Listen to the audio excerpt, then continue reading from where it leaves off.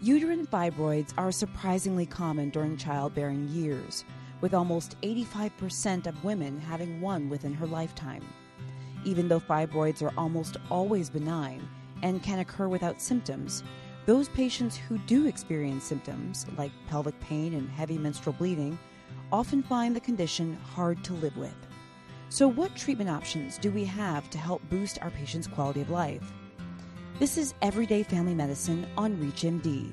I'm your host, Dr. Jennifer Caudle, and joining me today to talk about non-surgical approaches to fibroids is Dr. John Lipman, interventional radiologist and founder and medical director of the Atlanta Fibroid Center in Atlanta, Georgia. Dr. Lipman, thanks for being with us today. No, thank you. Appreciate you having us. Well, we're excited to have you to talk about such an issue that's so common for so many women. So let's start. Why don't you tell us a little bit about yourself, how you came to be in interventional radiology, and then also how you focused your career on non-surgical treatment of uterine fibroids?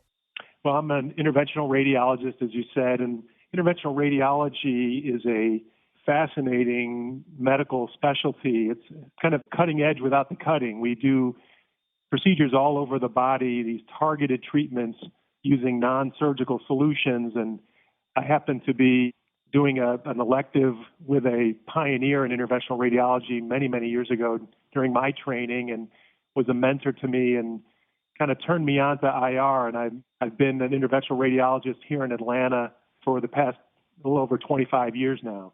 Excellent. So, let's talk about specifically fibroids. Once you realize a patient has fibroids, can you really walk us through the next steps? What treatment options do you have to choose from? And kind of take us through this process. Well, fibroids, as you said, are extremely common. It's the most common pelvic tumor in women. 1 of every 3 women have these tumors, and they're particularly common. Up to 80% of African American women have these benign tumors. So we primarily see African American women, and while they have fibroids commonly, we're really seeing the symptomatic ones. So obviously, if they have fibroids without any symptoms, for the most part, there's no treatment necessary unless there's an infertility issue. For the symptomatic fibroid patients, they will often present typically with symptoms of heavy bleeding. In fact, it's the most common reason why women have heavy periods. And we kind of try to break it out a little bit further between kind of cyclic bleeding and anovulatory bleeding. But those are kind of the 2 main categories. At the Atlanta Fibroid Center where I am, I see primarily structural causes for their abnormal bleeding, obviously most commonly fibroids.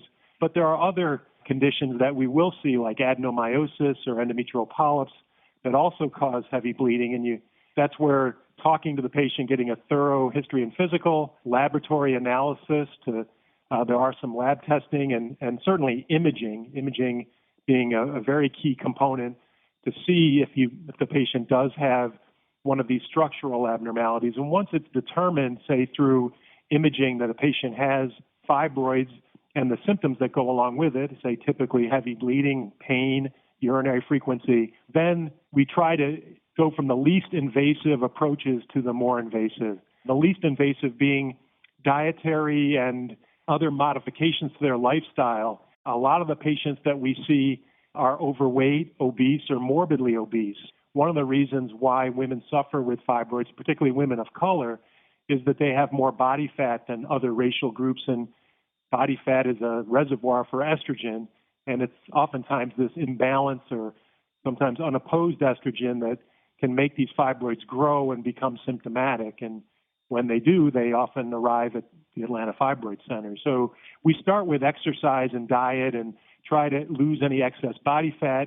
We may alter their diet to try to limit or lower the amount of hormonally rich foods and add foods that tend to block estrogen, like fruits and vegetables, colored fruits and vegetables that have flavonoids in them.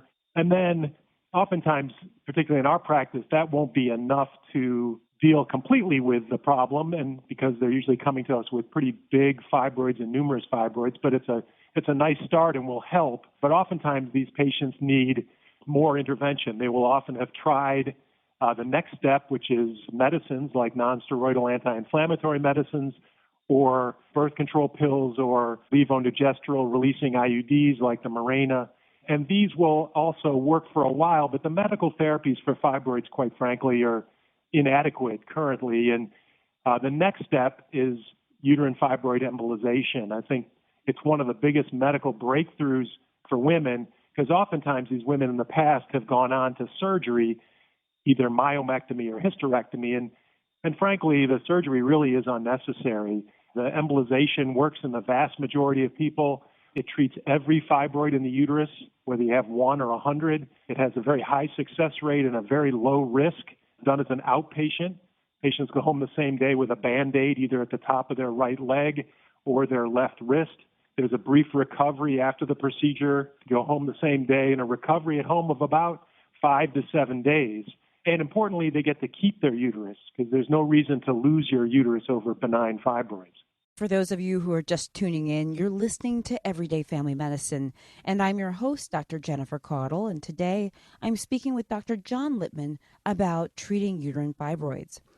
So, Dr. Lipman, you've been talking about a non-surgical treatment option for fibroids called uterine fibroid embolization, or UFE. What else can you tell us about this approach, and can you tell us a little bit more about some of the additional benefits, in addition to what you've already mentioned?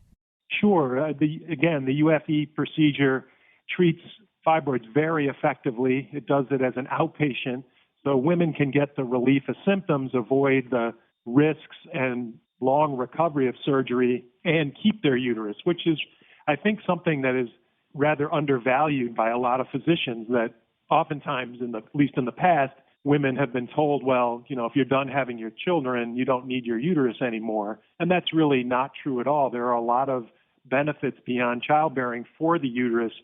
It's important for women psychologically. It's the epicenter of their womanness, so women can struggle psychologically after hysterectomy. We know that it's important for women sexually. There's a lot of sexual dysfunction that is seen after hysterectomy. There's a lot of bone loss. And now there's reasonable data to suggest the uterus is important in heart health. So if you can keep all your parts, it's certainly important to do so. And UFE should definitely be included in the armamentarium to treat symptomatic uterine fibroids. So, now that we've covered the many benefits of the procedure, what about some of its potential risks? What should we as physicians and healthcare providers and our patients be aware of? Well, the risks for UFE really pale in comparison to the surgical counterparts. So there's a lot less risk in undergoing a UFE than undergoing either the myomectomy or surgery or hysterectomy, the surgical procedures.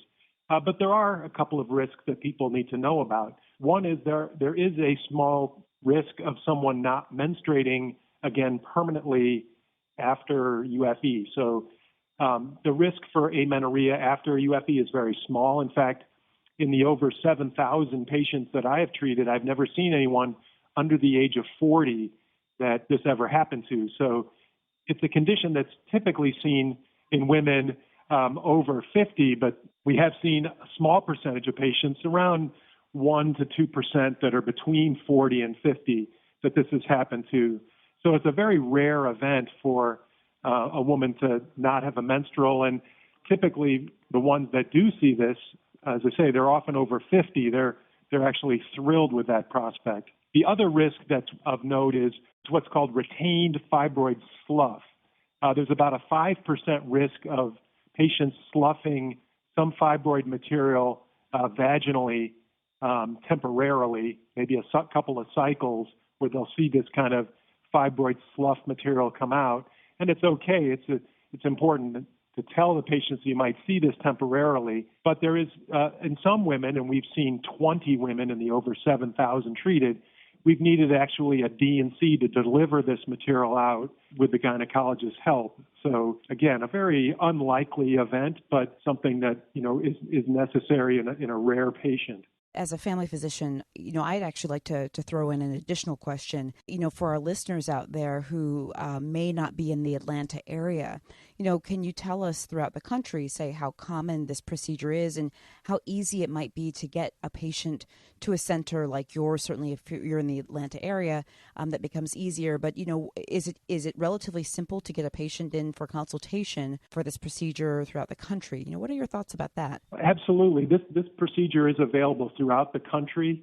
There are interventional radiologists nationwide. The easiest way to find an interventional radiologist in your area is to go to our society's website, which is the Society of Interventional Radiology, and their website is FSIRweb.org. So it's sirweb.org. And then there's a doctor finder that's listed by state, and then once you're in your particular state, you can go alphabetically by city and find an interventional radiologist that can perform UFE. It's available, say, nationwide, but we also see patients who want particular expertise in fibroids, and so we'll see. Fortunately, you can fly nonstop to Atlanta from pretty much anywhere, so we do see a lot of patients travel for the expertise, but you can also find IRs in your community most likely. And finally, before we wrap up, Dr. Lipman, are there any final thoughts that you'd like to share with our audience about this important topic? Well, certainly. I think it's something that if you're not familiar with the UFE procedure, that definitely look into it.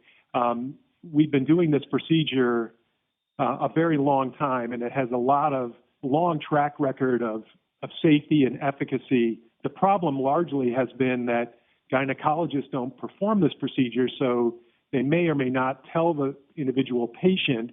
So it's important for all physicians, primary care physicians, family physicians, internists, general practitioners to know about UFE, because they may not hear about UFE, their patients, otherwise. And so I hope that they will look into it if they're not familiar with it, kind of add it to the armamentarium. It fits in nicely after medical therapy. That once medical therapy is tried, and if it's not helpful enough, instead of surgery, to consider a consultation with an interventional radiologist like myself to talk about UFE, because I can tell you it has a very high patient satisfaction because it treats all of the fibroids. It's typically a one-time procedure. It's outpatient. Patients don't like the long recoveries from surgery and the risks and losing their uterus. So this is a tremendous breakthrough for women, particularly women of color who disproportionately suffer with fibroids. And so I'm hopeful that this will educate physicians on UFE, and we'll see a lot more UFEs being done and less hysterectomies, because it's really unnecessary for symptomatic fibroids. And finally, is there a website or that people can go to learn more about what you offer? Absolutely. Well, we're the Atlanta Fibroid Center, and so atlantafibroidcenter.com, or our main practice, the Atlanta Interventional Institute, and that is atlii.com. With so many women having uterine fibroids at some point during their lives, it's really great to know that there are different treatment options out there. And I want to thank you, Dr. John Lipman, for sharing your knowledge on this topic. Dr. Lipman, it was great having you on the program. Well, thank you very much. I really appreciate you having me on today. Absolutely. And I'm your host, Dr. Jennifer Caudle. And to access this episode and others in the series, please visit us at reachmd.com, where you can be part of the knowledge. Thanks for listening.